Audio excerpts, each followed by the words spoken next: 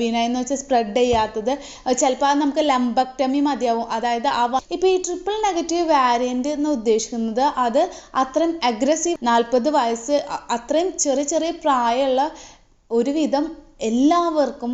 അപ്പോൾ അതിൻ്റെ റിലേറ്റഡ് ആയിട്ട് നിങ്ങൾ എന്തായാലും ട്രീറ്റ്മെൻറ്റ് കൊടുക്കണം. പിന്നെ കീമോതെറാപ്പി ചെയ്യുമ്പോൾ എന്താണ് hi all, welcome to Indus talks.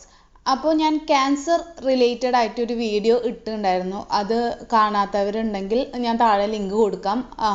അതിൻ്റെ കണ്ടിന്യൂവേഷൻ എന്നല്ല, ഞാൻ അതിൽ പറയാൻ വിട്ടുപോയ കുറച്ച് കാര്യങ്ങൾ, മെയിനായിട്ട് നിങ്ങൾക്ക് മീൻസ് നമുക്കറിയാത്ത കുറച്ച് കാര്യങ്ങൾ നമ്മളെ അനുഭവത്തിലൂടെ പഠിച്ചപ്പോൾ അത് നിങ്ങളായിട്ട് ഷെയർ ചെയ്യണമെന്നുണ്ടായിരുന്നു.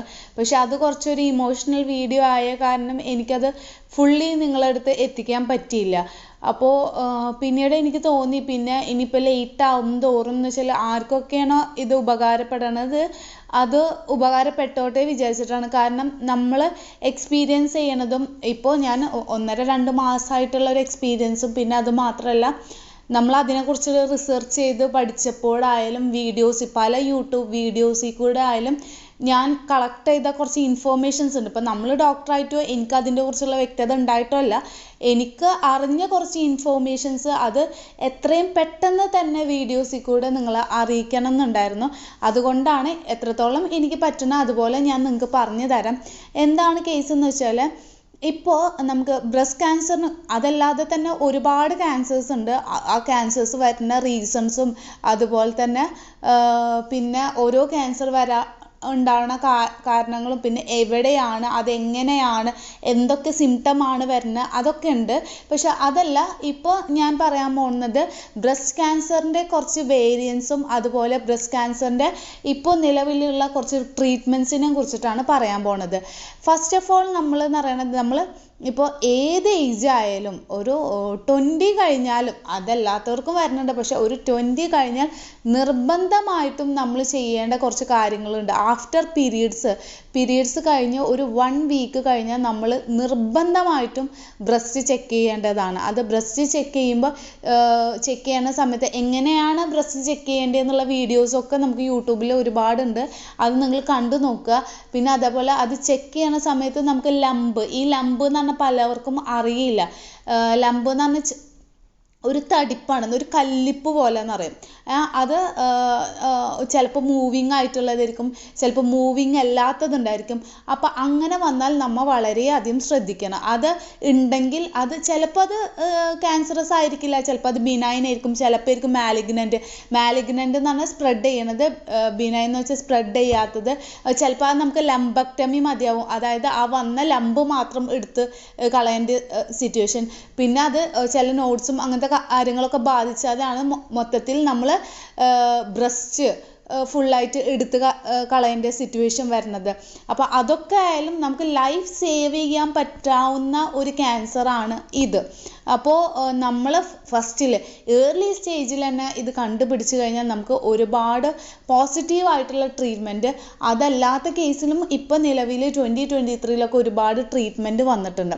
അപ്പോൾ എനിക്കിതിൽ മെയിനായിട്ട് നിങ്ങളോട് പറയാനുള്ളത് എന്താണെന്ന് വെച്ചാൽ, ഈ ട്രിപ്പിൾ നെഗറ്റീവ് വാരിയൻറ്റ് അതാണിപ്പോൾ ഉമ്മാനെ അറ്റാക്ക് ചെയ്തുള്ള ഒരു വാരിയൻറ്റ് എന്ന് പറയുന്നത്. ഒരുപാട് വാരിയൻ്റ് ഉണ്ട്. അതിൽ ട്രിപ്പിൾ നെഗറ്റീവ് വാരിയൻറ്റ്, പിന്നെ അതേപോലെ തന്നെ HER2 പോസിറ്റീവ്, പിന്നെ ഈസ്ട്രജന്, പ്രൊജസ്ട്രോൺ അങ്ങനത്തെ ടെസ്റ്റൊക്കെ ചെയ്ത് നോക്കും, അതിൻ്റെ പോസിറ്റീവ്, അങ്ങനത്തെ വാരിയൻസ് വരുന്നുണ്ട്. ഇപ്പോൾ ഈ ട്രിപ്പിൾ നെഗറ്റീവ് വാരിയൻറ്റ് എന്ന് ഉദ്ദേശിക്കുന്നത് അത് അത്രയും അഗ്രസീവായിട്ടുള്ള ഒരു ക്യാൻസറാണ്. അഗ്രസീവ് എന്ന് വെച്ചാൽ അത്രയും സ്പ്രെഡിങ് കപ്പാസിറ്റി ഉള്ള ഒരു ക്യാൻസറാണ്. അതുപോലെ തന്നെ നമ്മൾ അറിയേണ്ട ഒരു കാര്യം എന്ന് വെച്ചാൽ അതിന് കീമോ നന്നായി റെസ്പോണ്ട് ചെയ്യണ ഒരു ക്യാൻസറും കൂടിയാണ്. ഇപ്പോൾ നമ്മളെ റിസർച്ചും കാര്യങ്ങളിൽ കൂടിയാണ് നമുക്കും ഇത് മനസ്സിലാവുന്നത്. പക്ഷേ അത് സ്പ്രെഡ് ചെയ്യാത്ത ഒരു സ്റ്റേജാണെന്ന് വെച്ചാൽ വളരെ നല്ലൊരു സ്റ്റേജാണ്. നമുക്ക് പെട്ടെന്ന് തന്നെ ട്രീറ്റ്മെൻറ്റ് എടുത്തു കഴിഞ്ഞാൽ നമുക്ക് ഫുൾ ക്യൂവേർഡ് ആവാവുന്ന ഡിസീസാണ്. അപ്പോൾ ഈ ട്രിപ്പിൾ നെഗറ്റീവ് വാരിയൻ്റ് എന്ന് വെച്ചാൽ സ്പ്രെഡിങ് ആണ്. അതുപോലെ തന്നെ നമുക്ക് പെട്ടെന്ന് തന്നെ സ്പ്രെഡ് ചെയ്യാനുള്ള കപ്പാസിറ്റി ഉണ്ട്. അപ്പോൾ ഏർലി സ്റ്റേജിൽ തന്നെ കണ്ടുപിടിക്കാൻ നോക്കുക. പിന്നെ നമ്മൾ ഡോക്ടറിലൂടെയും ഒരുപാട് റിസർച്ചിലൂടെയും അറിഞ്ഞത് എന്താണെന്ന് വെച്ചാൽ, നമുക്ക് ഒരു 20 to 30 അല്ലെങ്കിൽ 40 വയസ്സ് അത്രയും ചെറിയ പ്രായമുള്ള ഒരുവിധം എല്ലാവർക്കും ഇപ്പോൾ ഈ ഒരു ക്യാൻസർ എത്തുന്നുണ്ട്. അപ്പോൾ അതുകൊണ്ട് നിങ്ങൾ എന്താ ചെയ്യുന്നതെന്ന് വെച്ചാൽ സ്ട്രെസ്സ് ഒരു കണ്ടീഷനാണ്, പക്ഷെ അത് മാത്രം പറയാൻ പറ്റില്ല. സ്ട്രെസ്സ് ഓഫ് കോഴ്സ് സ്ട്രെസ്സ് നമ്മുടെ ലൈഫിലത്തെ സ്ട്രെസ്സ് ഒരു കണ്ടീഷനാണ്. അതല്ലാതെ പിന്നെ ഇപ്പോൾ ചിലപ്പോൾ ജോലിയുടെ സ്ട്രെസ്സാകും, അങ്ങനെ പല സ്ട്രെസ്സുകളും ഇതിനൊരു ഫാക്ടറായിരിക്കും. അതല്ലാതെയും ജനറ്റിക് പരമായിട്ട് എന്തെങ്കിലും ഉണ്ടെങ്കിൽ അതും ഒരു ഫാക്ടറാണ് ഇതിൽ. അപ്പോൾ ഈ ട്രിപ്പിൾ നെഗറ്റീവ് വാരിയൻറ്റ് നമ്മൾ വളരെ അഗ്രസീവായിട്ട് സ്പ്രെഡ് ചെയ്യുന്ന ക്യാൻസർ ആയ കാരണം വളരെ നിങ്ങൾക്ക് അത്രയും ഒരു അവയർനെസ്സോട് കൂടി തന്നെ നിങ്ങൾ എപ്പോഴും ആഫ്റ്റർ മന്ത്ലി നിങ്ങൾ നോക്കുക. അതുപോലെ എന്തെങ്കിലും ചെറിയൊരു ഇത് കാണുക, ഇല്ലെങ്കിൽ 1 year കൂടുമ്പോൾ ഒരു മാമോഗ്രാം ചെയ്ത് നോക്കിയാലും നമുക്ക് അത്രേ പോവുള്ളൂ. അതല്ലാതെ നമ്മളത് എടുത്തു വെച്ച് കഴിഞ്ഞാൽ അത് പല ബുദ്ധിമുട്ടുകളും പല ഓർഗൻസിൽ അത് എഫക്റ്റ് ചെയ്യും. അപ്പോൾ അത് വരാതെ നിങ്ങൾ ശ്രദ്ധിക്കേണ്ട വളരെ ഇമ്പോർട്ടൻ്റ് ആയിട്ടുള്ള ഒരു കാര്യമാണ്. പിന്നെ അതേപോലെ തന്നെ ഈ HER2 പോസിറ്റീവ് ഈസ്ട്രജൻ പ്രൊജസ്ട്രോൺ അങ്ങനത്തെ ഡീറ്റെയിൽ ആയിട്ട് എനിക്കറിയില്ല, അങ്ങനത്തെ ബ്രസ്റ്റ് ക്യാൻസേഴ്സും വരുന്നുണ്ട്. അങ്ങനത്തെ കേസസിലൊക്കെ എന്ന് വെച്ചാൽ ഇപ്പോൾ അതിൻ്റെ ഹോർമോൺസിൻ്റെ ഗ്രോത്തും കാര്യങ്ങളൊക്കെ തടയാനുള്ള ഗുളികകളും ഇഞ്ചക്ഷൻസും അവൈലബിൾ ആണ്. അപ്പോൾ അത് വളരെ ശ്രദ്ധിക്കണം. പിന്നെ ട്രിപ്പിൾ നെഗറ്റീവ് ബ്രസ്റ്റ് ക്യാൻസറിന് ഇപ്പോൾ 2023 പഠനം പറയണമെന്ന് പറയുന്നത് ഇമ്മ്യൂണോ തെറാപ്പി എന്ന് പറഞ്ഞിട്ടുള്ള ട്രീറ്റ്മെൻറ്റ് വളരെ ബെനിഫിഷ്യലായിട്ട് വരുന്നുണ്ട് എന്നാണ് പറയുന്നത്. ഇതൊക്കെ എല്ലാം അറിയാലോ, നമുക്ക് കേസ് എന്ന് വെച്ചാൽ ദൈവത്തിൻ്റെ കയ്യിലുള്ള കാര്യങ്ങളാണ്. പക്ഷെ എന്നാലും നമുക്ക് ഒരു ട്രീറ്റ്മെൻറ്റ് എന്ന് പറയുമ്പോൾ ഇങ്ങനൊരു പോസിറ്റിവിറ്റി ഒക്കെ നമ്മൾ കണ്ടു നോക്കണത്, നമ്മളെ മൈൻഡിൽ തന്നെ ഒരു പോസിറ്റീവ് ഫാക്ടർ ഉണ്ടാക്കി നോക്കണം. അതുപോലെ ഒരുപാട് സർവൈവൽ സ്റ്റോറീസ് കാണുന്നുണ്ട്. അപ്പോൾ അതുപോലൊക്കെ നമ്മളെ ഒരു പോസിറ്റീവായിട്ട് നമ്മളെ ലൈഫിലും വരട്ടെ എന്ന് തന്നെയാണ് നമ്മളും പ്രാർത്ഥിക്കുന്നത്. അപ്പോൾ ഇങ്ങനത്തെ വാരിയൻസ് ഒക്കെ ഉണ്ട്. ഈ ട്രിപ്പിൾ നെഗറ്റീവ് വാരിയൻ്റ് എന്നുള്ള വളരെ അഗ്രസീവാണ്. അതുപോലെ തന്നെ HER2 പിന്നെ അതുപോലെ തന്നെ ഈസ്ട്രജൻ പ്രൊജസ്ട്രോൺ അതിനൊക്കെ അങ്ങനെ ഹോർമോൺ റിലേറ്റഡ് ആയിട്ടുള്ള കാര്യങ്ങൾക്കൊക്കെ ഇഞ്ചക്ഷൻസും കാര്യങ്ങളൊക്കെ പുതിയ പഠനങ്ങളും വരുന്നുണ്ട്. അപ്പോൾ അതിൻ്റെ റിലേറ്റഡ് ആയിട്ട് നിങ്ങൾ എന്തായാലും ട്രീറ്റ്മെൻറ്റ് കൊടുക്കണം.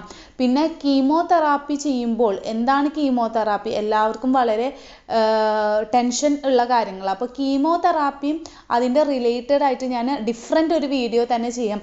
കീമോതെറാപ്പി ചെയ്യുമ്പോൾ എന്തൊക്കെ ശ്രദ്ധിക്കണം, കാരണം എന്തുകൊണ്ടാണെന്ന് വെച്ചാൽ നമ്മൾ അതിൽ ഫുള്ളി വിജയിച്ചാലാണല്ലോ നമ്മളത് പറയുമ്പോൾ നിങ്ങൾക്ക് എഫക്റ്റീവ് ആവുക. കീമോതെറാപ്പി ചെയ്യുമ്പോൾ ഉള്ള ചെറിയ കാര്യങ്ങൾ എന്താണെന്ന് വെച്ചാൽ നന്നായി ധാരാളം വെള്ളം കുടിക്കണം. നമുക്ക് ഗ്യാസും വോമിറ്റിങ്ങും പിന്നെ അതേപോലെ മ്യൂക്കോസൈറ്റിസ് എന്ന് പറയുന്നത് കൗണ്ട് കുറയുമ്പോൾ നമുക്ക് വരുന്നതാണ്. നമ്മൾ പ്ലേറ്റ്ലെറ്റ്സും കൗണ്ടൊക്കെ കുറയുമ്പോൾ വരുന്ന ഒരു സാധനമാണ്. അതായത് നമ്മളെ വായ പുണ്ണെന്നറിയില്ല, പക്ഷെ നമുക്ക് സാധാ വരുന്ന മൗത്ത് സോർ പോലെയല്ല, വളരെ അഗ്രസീവായിട്ട് അത് അത്രയും ഒരു രീതിക്കാണ്, നമുക്ക് കാണാൻ പറ്റാത്ത ഒരു രീതിക്കാണ് അത് വരിക. അപ്പോൾ കീമോതെറാപ്പി ചെയ്യുമ്പോൾ എന്ന് പറഞ്ഞാൽ കീമോതെറാപ്പി എന്ന് പറയുന്നത് നമ്മൾ നല്ല സെൽസിനെ നശിപ്പിക്കും, അതുപോലെ ഈ ക്യാൻസർ സെൽസിനെ നശിപ്പിക്കും. അപ്പോൾ അതുകൊണ്ടാണ് നമുക്ക് ഈ ബ്ലഡിൻ്റെ കൗണ്ട് കുറഞ്ഞിട്ട് അതായത് നമുക്ക് പ്ലേറ്റ്ലെറ്റ് കുറയണത്. അപ്പോൾ പ്ലേറ്റ്ലെറ്റ് കുറഞ്ഞത് നമുക്കൊരു ബുദ്ധിമുട്ടുള്ള സിറ്റുവേഷൻ ആണെങ്കിലും നമുക്ക് ഉള്ള ഹോസ്പിറ്റലിൽ ചിലപ്പോൾ പ്ലേറ്റ്ലെറ്റ് കയറ്റാനോ ബ്ലഡ് കയറ്റാനോ അങ്ങനത്തെ ഓപ്ഷൻസ് ഒക്കെ ആയിട്ട് നമുക്ക് എങ്ങനെയും കീമോ മുന്നോട്ട് കൊണ്ടുപോകണം എന്നുണ്ടെങ്കിൽ അതിൻ്റെ ഹെൽത്തി ആയിട്ടുള്ള കുറച്ച് ഫുഡ്സും കാര്യങ്ങളൊക്കെ വളരെ ഇമ്പോർട്ടൻ്റ് ആണ്. അപ്പോൾ അതൊക്കെ നമ്മളെ കാര്യത്തിൽ ഒരു ബെനിഫിഷ്യൽ ആയിട്ടുണ്ടെങ്കിൽ ഞാൻ റിലേറ്റഡ് ആയിട്ട് ആ കീമോതെറാപ്പിനെ കുറിച്ചിട്ട് എങ്ങനെയാണ് ഒരു കീമോ കൊടുക്കേണ്ടത്, അതിന് മുന്നും എന്തൊക്കെ ഇഞ്ചക്ഷൻസ് ആണ് കൊടുക്കാറ്, പിന്നെ ഏത് ടൈപ്പ് കീമോയാണ്, എത്ര ടൈപ്പ് കീമോസ് ഉണ്ട്, പിന്നെ എന്താണ് ആഫ്റ്റർ കീമോ കഴിഞ്ഞാൽ നമ്മളെ കേസിൽ എന്താണെന്നറിയില്ല, പക്ഷെ പല വീഡിയോസിൽ കൂടി ഞാൻ കണ്ടത് എന്താണെന്ന് വെച്ചാൽ റേഡിയേഷൻ തെറാപ്പി ഉണ്ട്, അതുപോലെ തന്നെ ഇമ്മ്യൂണോ തെറാപ്പി ഉണ്ട്. ഇതൊക്കെ വളരെ നിങ്ങൾക്ക് വളരെ എന്ന് പറയണത് നമുക്കൊന്ന് മീൻസ് പോസിറ്റീവായിട്ട് ഉള്ള ട്രീറ്റ്മെൻ്റ് ആവും. നമുക്ക് അങ്ങനെ വിചാരിച്ചിട്ട് നമ്മൾ ചെയ്യുന്ന ട്രീറ്റ്മെൻറ്റ്സ് ഉണ്ട്. അതുപോലെ പുതിയ പഠനങ്ങളും വരുന്നുണ്ട്. അപ്പോൾ ഇതിൻ്റെ റിലേറ്റഡ് ആയിട്ട് ഈ ട്രിപ്പിൾ നെഗറ്റീവ് വാരിയൻ്റ് ആയാലും ഈ ബ്രസ്റ്റ് ക്യാൻസറിൽ വരുന്ന വാരിയൻസ് ആയാലും നിങ്ങൾ എപ്പോഴും അലേർട്ടായിട്ടിരിക്കുക. എന്താ ചെയ്യണമെന്ന് വെച്ചാൽ പറ്റുന്ന പോലെ എന്തെങ്കിലും ഒരു സിറ്റുവേഷൻ വന്നാൽ അപ്പോൾ ഡോക്ടറെ കാണിക്കുക. അതുപോലെ നിങ്ങൾ ഡോക്ടറെ കാണിക്കുകയും മാമോഗ്രാമോ അൾട്രാസൗണ്ടോ എന്താണ് എടുക്കാനുള്ളത് അത് എടുത്ത് നോക്കി. ചിലർക്ക് ഈ ബ്രസ്റ്റിൻ്റെ അവിടെ ആക്സിലറി ടെയിൽ എന്ന് പറഞ്ഞിട്ടുണ്ടായിരിക്കും, അപ്പോൾ അതൊക്കെ എത്രത്തോളം ബുദ്ധിമുട്ടുള്ള കാര്യമൊന്നും നമുക്കറിയില്ല. അത് നമ്മൾ ഡോക്ടേഴ്സാണ് പറയുന്നത്. അത് ചിലപ്പോൾ ചിലർ പറയും വലിയ പ്രശ്നമില്ലാത്ത കാര്യങ്ങളാണ് ഈ ആക്സിലറി ടെയിൽ വരുന്നത് എന്നുള്ളത്. പക്ഷെ അതായാലും എന്തായാലും അങ്ങനെ നമ്മുടെ ശരീരത്തിൽ അനാവശ്യമായിട്ടുള്ള ഒരു തടിപ്പോ സാധനങ്ങളോ വന്നിട്ടുണ്ടെങ്കിൽ നിർബന്ധമായിട്ടും നിങ്ങൾ ഡോക്ടറെ കാണിക്കേണ്ടതാണ്. അപ്പം ഞാൻ ഇതിൻ്റെ റിലേറ്റഡ് ആയിട്ടുള്ള എനിക്കറിയണ നോളജ് വെച്ചിട്ടുള്ള വീഡിയോസ് ഞാൻ ചെയ്യും. വാരിയൻസ് ആയാലും കീമോതെറാപ്പി എങ്ങനെയാണ്, ഓരോ കീമോ കൊടുത്താൽ എന്തൊക്കെ എഫക്റ്റാണ് വരുന്നത്, അതിൻ്റെ റിലേറ്റഡ് ആയിട്ടൊക്കെ ഞാൻ ചെയ്യാം. പിന്നെ അതുപോലെ തന്നെ നിങ്ങളെല്ലാവരും കണ്ടിട്ടുണ്ടാവും നമ്മൾ CPMയുടെ ബാച്ചും തുടങ്ങിയിട്ടുണ്ട്. സർട്ടിഫൈഡ് പ്രൊഫഷണൽ മെഡിക്കൽ ഓഡിറ്റർ എന്ന് പറഞ്ഞിട്ടുള്ള ബാച്ച്. അതുപോലെ CPCയുടെ ബാച്ചും എല്ലാ മന്തെൻഡും അവൈലബിൾ ആണ്. CPMA എന്ന് പറഞ്ഞൊരു ഹയർ സർട്ടിഫിക്കേഷനാണ് നമുക്ക് ഈ മെഡിക്കൽ കോഡിങ് കരിയറിൽ കുറച്ചും കൂടി. ഇപ്പം ഞാൻ ഇവിടെ ഇരുന്ന് ഇതൊക്കെ പറയാൻ മീൻസ് നിങ്ങൾക്ക് കുറച്ചെങ്കിലും പറഞ്ഞു തരുന്നുണ്ടെങ്കിൽ മീൻസ് കുറച്ചൊക്കെ എൻ്റെ മെഡിക്കൽ കോഡിങ് പഠനത്തിലൂടെ എനിക്ക് മനസ്സിലായ കാര്യങ്ങളുണ്ട്. അതുപോലെ നമ്മൾ കീമോയുടെ കോഡ്സ് കോഡ് ചെയ്യാറുണ്ട്, കീമോതെറാപ്പിക്കുള്ള കോഡ്സ് കോഡ് ചെയ്യാൻ. അപ്പം നമുക്കതൊക്കെ കേൾക്കുമ്പോൾ എന്ന് പറയുമ്പോൾ ഒരു പുതിയ വേർഡല്ല. ആസ് എ മെഡിക്കൽ കോഡർ എന്നുള്ള നിലക്ക് നമുക്കൊരു പുതിയ വേർഡല്ല. അപ്പോൾ ഈ ഒരു കോഴ്സും വളരെ നല്ലൊരു കോഴ്സാണ്. നിങ്ങൾക്ക് ഡീറ്റെയിൽ ആയിട്ട് അറ്റ്ലീസ്റ്റ് ഒരു അൾട്രാസൗണ്ട് കണ്ടാൽ നമുക്ക് മനസ്സിലാക്കാവുന്ന ഒരു രീതിക്ക് നമുക്ക് എത്തുന്നത് നമ്മളെ ലൈഫിൽ ഏറ്റവും ഉപകാരപ്പെട്ട ഒരു കാര്യം തന്നെയാണ്. അപ്പോൾ ഇതും നല്ല സർട്ടിഫിക്കേഷൻസ് ആണ്. CPC ആയാലും CPMA എന്ന് പറഞ്ഞാൽ അതിൻ്റെ ഹയർ സർട്ടിഫിക്കേഷനാണ്. അപ്പോൾ താല്പര്യമുള്ള കുട്ടികളുണ്ടെങ്കിൽ കോൺടാക്ട് ചെയ്യുക. Anyway, thank you for watching this video.